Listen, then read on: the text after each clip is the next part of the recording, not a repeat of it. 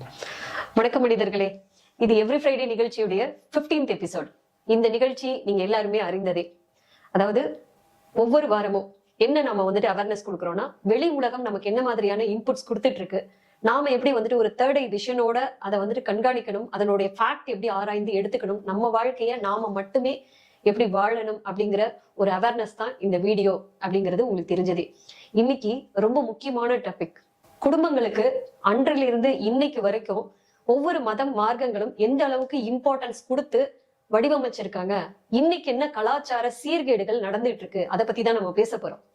ஏன்னா இன்னைக்கு மிகப்பெரிய ஒரு கலாச்சார சீர்கேடுகள் குடும்பங்களை உடைக்க சிதைக்க கிளம்பிட்டாங்க.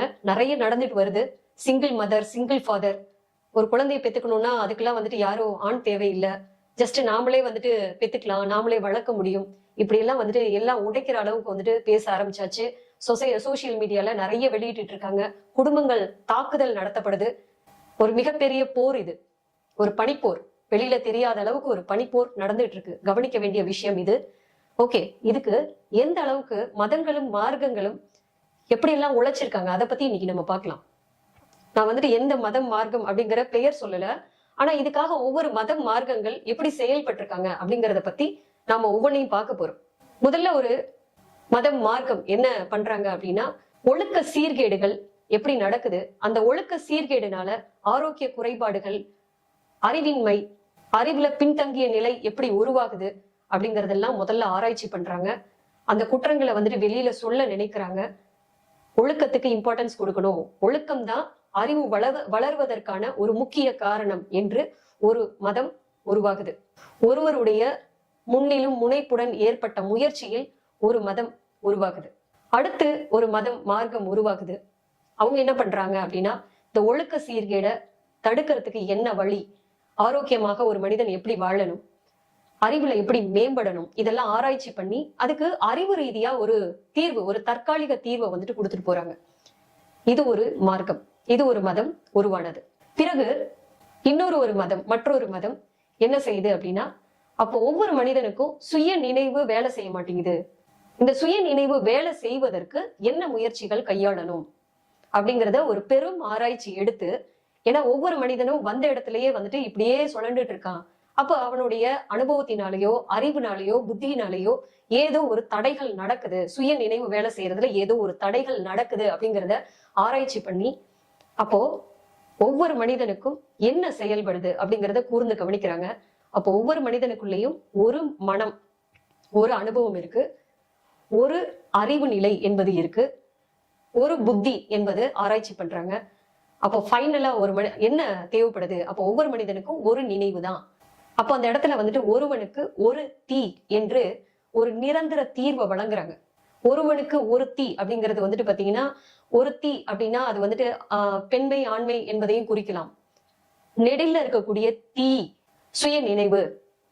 அப்போ ஒருவனுக்கு ஒரு தீ அப்படிங்கிறது என்ன அப்படின்னா, ஒரு மனிதனை அனாட்டமி பண்ணா அவனுக்குள்ள ஒரு மனம், ஒரு அறிவு, ஒரு புத்தி, இதை கடந்தால் ஒவ்வொரு மனிதனுக்கும் ஒரு சுய நினைவு. அந்த சுய நினைவினால் இந்த உலகத்துல ஒரு தேவையை பூர்த்தி பண்ணக்கூடிய ஒரு தத்துவம் பொருந்தி இருக்கு. அப்போ ஒண்ணுதான் பிரதானம் அப்படிங்கிறத ஏற்கிறாங்க. அதை இன்னைக்கு வரைக்கும் பின்பற்ற வைக்கிறாங்க. இது ஒரு மனிதன் பரிணாமம் அடைவதற்கான வழிவகுக்கிறதே தவிர ஜஸ்ட் இது நம்ம பண்பாடு கலாச்சாரம் அப்படிங்கிற ஜஸ்ட் ஒரு மூட நம்பிக்கையில அது நிக்கல. அது எதுக்காக அந்த நம்பிக்கையை உருவாக்குறாங்கன்னா, அதை பலக்கட்ட ஆய்வுல ஒழுக்க சீர்கேட்டுனால அறிவு பற்றாக்குறை, அறிவுல பின்னடைவு எப்படி ஏற்படுது, புத்தி வேலை செய்யல, சுய நினைவு இந்த உலகத்துல தேவையை பூர்த்தி பண்ணல. அப்ப இதெல்லாம் ஆராய்ச்சி பண்ணதுல அப்ப ஒன்று அப்படிங்கிற விஷயத்த மனிதர்கள் பின்பற்ற ஆரம்பிக்கணும். அப்படி பண்ணும்போது குடும்பம் அப்படிங்கிறத கட்டமைக்கிறாங்க. கணவன், மனைவி, குழந்தை. கணவன் எனக்கூடிய அறிவு, மனைவி எனக்கூடியது அனுபவம், குழந்தை என்பது புத்தி. அப்போ ஒரு மனிதனை அனாட்டமி பண்ணா அவனுக்குள்ள என்ன இருக்கோ அதுதான் வெளியில இருக்கக்கூடிய குடும்பம். ஒரு மனிதனின் பரிணாம வளர்ச்சி குடும்பம். அப்போ ஒரு மனிதன் எவால்வ் ஆக கூடாது அப்படிங்கிற முயற்சி தான் இன்னைக்கு குடும்பங்களை சீர்குலைக்க கூடியது.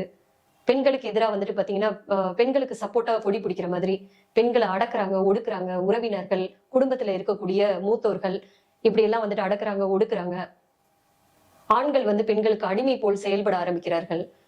குழந்தைகளை வந்துட்டு சொல்லவே தேவையில்லை, அவங்கள வந்துட்டு வேற பக்கம் வந்துட்டு டைல்யூட் பண்ணி விட்டாச்சு. அப்போ ஒரு குடும்பங்களை சிதைக்கும் வேலைகள் இன்று நடந்து கொண்டு இருக்கிறது. அப்ப அது வெளி பார்வையோட இருக்கணுமே தவிர நம்ம குடும்பத்தை ஒரு காலம் அது நெருங்க கூடாது அப்படிங்கிறதுல ஒவ்வொரு குடும்பத்தினரும் ரொம்ப வந்துட்டு அவேர்னஸோட நம்ம வந்துட்டு வெளி உலகத்தை அணுகணும். நெய்பர்ஸா இருக்கட்டும், உறவினரா இருக்கட்டும், வெளியில இருந்து நம்ம பார்வையில படக்கூடிய மீடியாஸா இருக்கட்டும், அது யாரா இருக்கட்டும், கணவன் மனைவி குழந்தை எனக்கூடிய அந்த பாண்ட், அந்த உறவுக்குள்ள இது எதுவுமே உள்ள வந்துடாம ஒரு இரும்பு சுவர் ஒவ்வொரு குடும்பமும் எழுப்பணும். ஏன்னா இது மனிதனின் பரிணாம வளர்ச்சி. ஒரு மனிதன் அனாட்டமி பண்ணா என்ன இருக்கோ அதுதான் இது. அப்போ இதை தெளிவா மீண்டும் நம்ம கட்டமைத்தா மட்டுமே ஒவ்வொரு மனிதனின் சுய நினைவு இந்த உலகத்துல பிரதானமாகும், தேவைகள் பூர்த்தியாகும், மனித பரிணாமம் முழுமை பெறும். இதுக்காக வந்துட்டு ஒவ்வொரு மதங்கள் மார்க்கங்கள் அப்படியெல்லாம் ஆராய்ச்சி பண்ணி கட்டமைத்து குறைகளை கண்டறிஞ்ச ஒரு மதம். அடுத்து அதுக்கு தற்காலிக தீர்வு எப்படி கொடுக்கலாம் அப்படிங்கிறதுக்காக ஒரு மதம் உருவாக்கி அதுக்கு நிரந்தர தீர்வு என்ன அப்படிங்கிறத இன்னைக்கு வரைக்கும் அதை வந்து கொடுத்து இன்னைக்கு வரைக்கும் அதை பின்பற்ற வச்சு நாம வந்துட்டு எளிமையா வந்துட்டு வெளி உலகத்தை பார்த்து நாம வந்துட்டு என்ன பண்ணக்கூடாதுன்னா நம்ம குடும்பங்களை சிதைத்த கூடாது.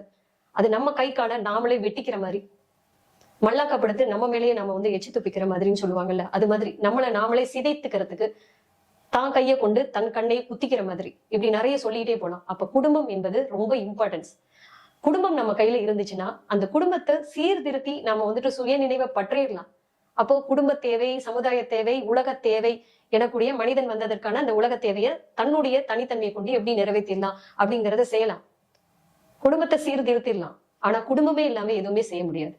சோ இந்த கலாச்சார சீர்கேடு இதெல்லாம் நம்ம வந்துட்டு பின்தள்ளி வச்சுட்டு எப்படி குடும்பத்துக்கு இம்பார்ட்டன்ஸ் கொடுக்கணும். சோ இந்த சிங்கிள் மதர், சிங்கிள் ஃபாதர் இதெல்லாம் வந்துட்டு தூரம் தள்ளுங்க. இதெல்லாம் நமக்கு தேவையே இல்லை. என்னென்னவோ நம்ம முன்னாடி வந்துட்டு நம்ம கூட நட்பு மாதிரி பேசி நம்ம குடும்பங்களை சிதைப்பாங்க. நாம எப்படி வந்துட்டு நம்ம குடும்பத்துல இருக்கக்கூடிய மற்ற உறவுகள் எப்படி நம்மளை வந்துட்டு நம்ம கணவன் மனைவி குழந்தைக்குள்ள வந்தா அதை எப்படி ஹேண்டில் பண்ணிக்கலாம், அதெல்லாம் நம்ம பாத்துக்கலாம். ஆனா ஒரு காலம் கணவன் மனைவி குழந்தை எனக்கூடிய இந்த முழு மனிதம் எனக்கூடிய கட்டமைப்பு சிதையக்கூடாது. இது வெளியில இருந்தாதான் உள்ள ஒரு மனிதன் வந்துட்டு தன்னுடைய அனுபவத்திலிருந்து இருக்கக்கூடிய உண்மை, தன் அறிவிலிருந்து வெளிப்படக்கூடிய தெளிவு, தன் புத்தியை இயக்கக்கூடிய சுயநினைவு இதை ஆராய்ச்சி பண்ணி எடுக்க முடியும். அதுக்கு காரணம் முதல் படி எது, பரிணாமத்தின் முதல் படி எதுன்னா குடும்பம் தான். குடும்பத்திலிருந்து தான் ஒரு மனிதன் பரிணாமம் அடைய முடியும். ஓகே, அப்ப இன்னைக்கு டாபிக் ரொம்ப தெளிவா உங்களுக்கு புரிஞ்சிருக்கும். குடும்பத்திற்காக, குடும்பத்தை உருவாக்குவதற்காக, ஒரு முழு மனிதனை உருவாக்குவதற்காக எத்தனை மதங்கள் மார்க்கங்கள் அதை உருவாக்கியவர்கள் தன் உயிரை கொடுத்து எப்படி அதை வளர்த்திருக்கிறார்கள்.